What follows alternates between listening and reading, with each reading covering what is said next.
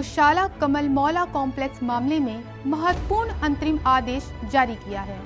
Court ने बसंत पंचमी और जुमे की नमाज के मौके पर शांति बनाए रखने के लिए विशेष व्यवस्था तय की है, क्योंकि इस साल दोनों पर्व एक ही दिन पड़ रहे हैं। Chief justice Suryakant, justice Joy Mallya Bagchi और जस्टिस विपुल पंचोली की बेंच ने हिंदू समुदाय को सूर्योदय से सूर्यास्त तक पूजा और सरस्वती पूजन करने की अनुमति दी है, जबकि मुस्लिम समुदाय को दोपहर 1 से 3 बजे तक अलग क्षेत्र में जुमे की नमाज अदा करने की व्यवस्था की गई है। एंट्री एग्जिट अलग, भीड़ नियंत्रण और सुरक्षा सुनिश्चित करने के निर्देश हैं और मुस्लिम पक्ष को नमाज में शामिल लोगों की सूची प्रशासन को सौंपने की जिम्मेदारी दी गई है। कोर्ट ने एएसआई की 2024 की सर्वे रिपोर्ट अनसील करने और हाई कोर्ट में अगली सुनवाई पर पार्टियों को उपलब्ध कराने के निर्देश भी दिए हैं। ये आदेश अंतरिम है, जबकि मुख्य विवाद अभी लंबित है। मैं माननीय उच्चतम न्यायालय के फैसले का स्वागत करता हूं और जो व्यवस्था 2003, 2013, 2016 में कायम रखी गई है, जिसमें कि सामान्य तौर पर हर मंगलवार को हिंदू जाते हैं, शुक्रवार को मुस्लिम जाते हैं। जब बसंत पंचमी शुक्रवार को पड़ती है तो 2003 से यही परिपाटी चली आ रही है कि सुबह 12 से पहले हिंदू और 1 से 3 मुस्लिम नमाज पढ़ते हैं।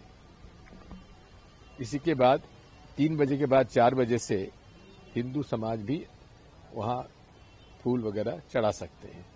ये और अब प्रशासन की जवाबदारी है कि इस माननीय उच्चतम न्यायालय के फैसले का सख्ती से पालन करें।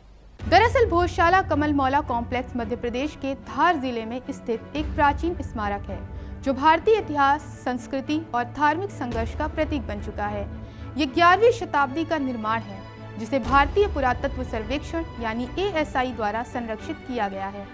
हिंदू समुदाय इसे मां सरस्वती, वाग देवी का मंदिर मानता है, जबकि मुस्लिम समुदाय इसे कमल मौला मस्जिद के रूप में देखता है। विवाद मुख्य रूप से इसकी धार्मिक पहचान, निर्माण की प्रकृति और पूजा अधिकारों पर केंद्रित है। कॉम्प्लेक्स भोजशाला की स्थापना परमार वंश के राजा भोज 1000 से 1055 ईस्वी ने की थी। राजा भोज 72 कलाओं और 36 शस्त्र विद्या में निपुण थे और उन्होंने धार को अपनी राजधानी बनाकर यहाँ संस्कृत, वेद और ज्ञान विज्ञान का प्रमुख केंद्र स्थापित किया। इसे भोजशाला कहा गया, जिसका अर्थ है भोज का विद्यालय। हिंदू मान्यताओं के अनुसार ये परिसर मां सरस्वती का मंदिर था, जिसमें देवी की मूर्ति, स्तंभ, नक्काशियां और मूर्तियां थी। विदेशी और भारतीय इतिहासकार भी इसे 11वीं शताब्दी का हिंदू निर्माण मानते हैं। भोजशाला धार्मिक स्थल के साथ साथ मध्यकालीन भारत का बौद्धिक केंद्र भी था, जहां कविता, व्याकरण और दर्शन की शिक्षा दी जाती थी। 13वीं शताब्दी में दिल्ली सल्तनत के अलाउद्दीन खिलजी के आक्रमण के दौरान भोजशाला आंशिक रूप से नष्ट हुआ। हिंदू पक्ष के अनुसार हिंदू मंदिर के हिस्सों को तोड़कर मस्जिद का निर्माण किया गया। 14वीं से 15वीं शताब्दी में मालवा सुल्तान महमूद खिलजी द्वितीय ने इसे पूरी तरह कमल मौला मस्जिद में बदल दिया। मुस्लिम पक्ष का दावा है कि एएसआई ने 1902 और 1905 में इसे मस्जिद के रूप में दर्ज किया। हिंदू पक्ष का कहना है कि मूल संरचना मंदिर थी और मस्जिद बनाने में पुराने मंदिर के स्तंभ, नक्काशियां और मूर्तियों का उपयोग हुआ। 1893 में एएसआई विशेषज्ञ एलोइस फुहरर ने संस्कृत श्लोकों वाले स्तंभ पाए थे। ब्रिटिश काल में एएसआई ने 1902 से 1905 में इसे कमल मौला मस्जिद के रूप में दर्ज किया, जबकि हिंदू प्रतीकों को भी नोट किया। 1951 में स्वतंत्र भारत में इसे संरक्षित स्मारक घोषित किया गया। 2003 में एएसआई ने अंतरिम व्यवस्था की। हिंदू हर मंगलवार पूजा कर सकते हैं। मुस्लिम हर शुक्रवार दोपहर 1 से 3 बजे नमाज पढ़ सकते हैं।